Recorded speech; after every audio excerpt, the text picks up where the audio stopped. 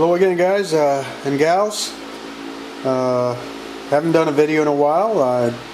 Beginning a new build, another one in my adversary series, doing the classic Klingon D7. This is the last reissue of the 1/650 scale D7 that began as this incarnation. There were 3 reissues after this one, the last one being the one I just showed you, which I'm going to be doing. Interesting story behind this kit. As many of you who are long-time Star Trek fans know, the D7 wasn't really seen until the 3rd season, and the first episode that aired with it was the Enterprise incident. Although the first one that it was filmed for was Elaine of Troyes, but because of the airing order, Enterprise incident came out with it first, and it wasn't even a Klingon ship at the time. It was supposed to be Romulan. The remastered digital version shows one of the D7s replaced by a Romulan warbird. I'm not too pleased with those. They were actually kind of cheesy, as Boyd would say. I'm looking to reproduce the color scheme that was seen in the filming model and the Roddenberry, the so-called Roddenberry model, which was the second one. These models were made by AMT as a way of creating a second model for the series because the Enterprise was so successful, and they were delivered to Paramount. The first one being the model that was used for filming. The second one was kept by Roddenberry in his office and was never used for filming. Those models had a two-tone combination, with the top being a bluish gray and the bottom being what I like to call a very light mint green / blue. That's what I'll be going for. The kit itself is fraught with inaccuracies. For some reason that I don't understand, and as far as I can tell, all the reissues were made with these parts. The kit was made with green clear parts for the top of the kidney bean, as it were, and green side panels for the clear green side panels for the side of the deck under the bridge. I can't figure that out. That's not supposed to be lit. In fact, in all the research I've been doing with the pictures, here's a nice one by D7 Models, which is, he's known for being meticulous about his research. It's very similar to the studio model. As you can see, there's actually 5 panels that are diagonally placed there, and in order for me to achieve a more accurate representation, I'm going to have to scratch build those, obviously. Also, the top beacons are a lot smaller and they're red, so these holes are obviously way too big. So I've already prepped the parts, washed them with dishwashing detergent, and I'm starting with the modifications today. I'm going to have to fill up these holes.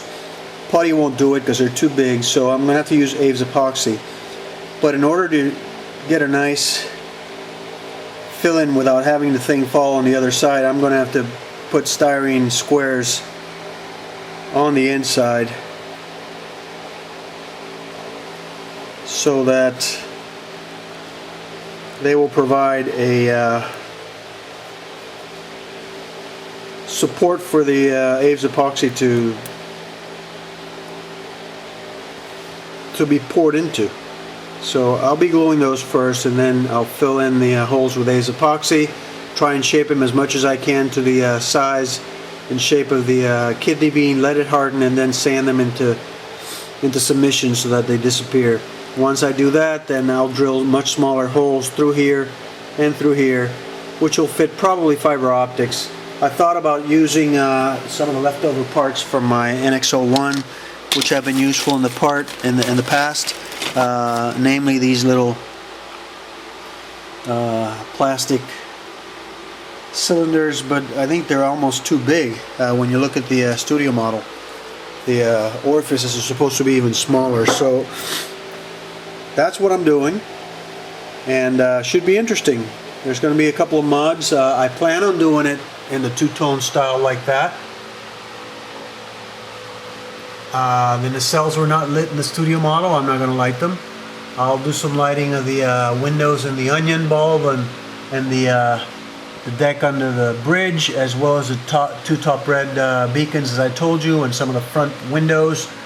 I don't think I'll be lighting any of the neck windows. I do plan on reinforcing the neck with a brass rod, because I don't trust that neck is going to hold. And I will also use a reinforcing plastic assembly on the inside so that the brass rod won't fall. Anyway, talk to you later.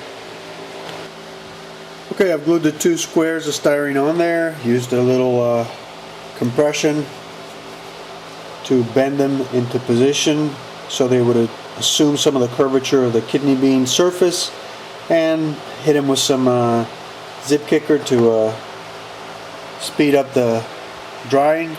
And I now have two bases upon which I can spread the AVES epoxy so that I can get it to be flush on the holes. That's the next step. Okay, I filled it in with AVES epoxy. I did the best I could, but obviously there's indentations there. I think what I'll do is I'll just let them dry, and then I'll fill in the indentations with regular squadron putty and finish off the detail work that way. It's probably better because the squadron putty is easier to sand than this stuff. This stuff gets hard as a rock.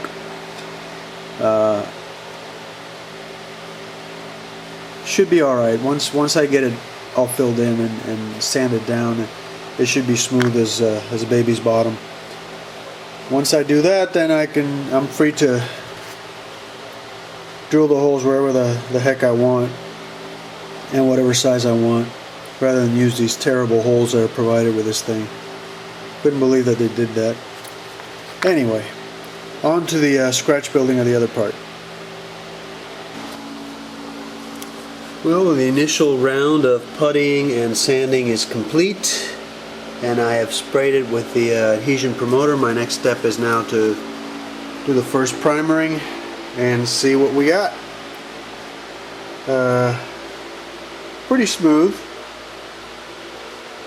Feels smooth to the touch, but we won't know until we apply some primer. And then we'll see. I've also been trying to work on the vents on the sides. This is a woefully inadequate part that they provide, and I tried scratch building it with some pieces. Didn't like the look of it. I finally dug out the piece from my 1350 Katinga model, which is from Nissan models, which I have in my stash in order to get some guidance, and I even tried sculpting it with some AVES epoxy, but I'm no sculptor. So I ordered some square rods of evergreen plastic from Hobby Link, and I'm gonna get one that's the correct size, trim it, and then I'm going to cut a staircase pattern like this part, so I can reproduce what needs to be reproduced, just like in the just like in the models, the studio models. So that's what's going on so far. Slow but steady progress. Once I'm done with these modifications and I have my lights in the kidney bean, I think the next thing I'll do is I'll modify the deflector tunnel And I will make it a deflector tunnel. This is not a photon firing cannon in the D7. That didn't happen until the motion picture with the Katinga. So, but that is not quite right. That little cone in there, it's more of a rod with a notch at the end. So I'll do that modification as well. And then comes the planning stage for the lighting, with the light blocking on the inside. So stay tuned, much more to come. Talk to you later. First coat of primer on, and you can clearly see that they're still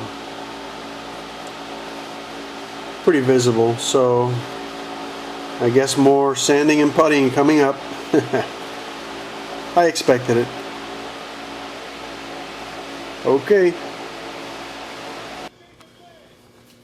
Progress on my D7 Klingon cruiser. Here's a kidney bean after another round of sanding, puttying, and primering, and looks much better. A little dimple there, I can sand that.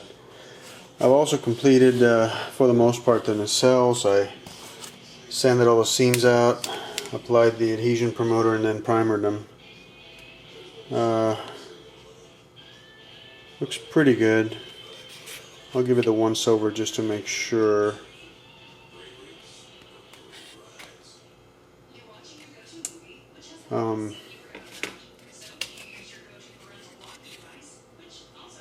Still a little bit of a seam there. I'll probably go a little bit more sanding there and then primering again.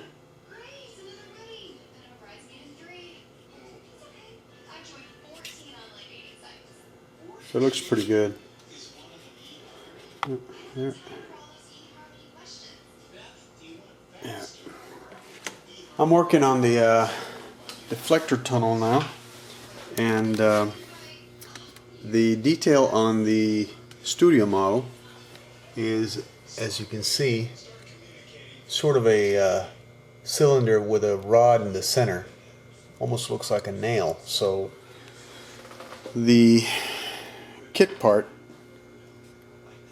has a cone, stupid cone that doesn't really look very accurate, so I'm gonna chop that out, and what I've come up with is I took a nail that looked originally like that, and I placed it on my Dremel and spun it at high speed against this polishing attachment, and I shrunk the size of the head to a more reasonable size, as you can see, and I will be inserting it into this. I've already tested it. It fits perfectly after I cut that straight or sand it, and I'll cut off a piece, and that'll be my replacement. After I remove the cone from this thing, I will insert that in there.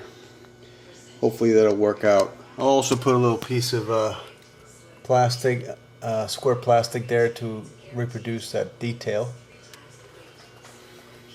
I've got plenty of those left laying around. So that's my progress so far. I'm fairly happy. I'm making steady progress. I've been bogged down by the issue with the reproduction here. I debated briefly whether I should purchase another kit, the other edition that has a corrected parts, I believe, but I haven't done it yet. I've already ordered some square rods from HobbyLink, and hopefully I can use those to scratch build the two vent-like structures. Anyway, challenging as usual. That's what modeling is all about. Talk to you soon.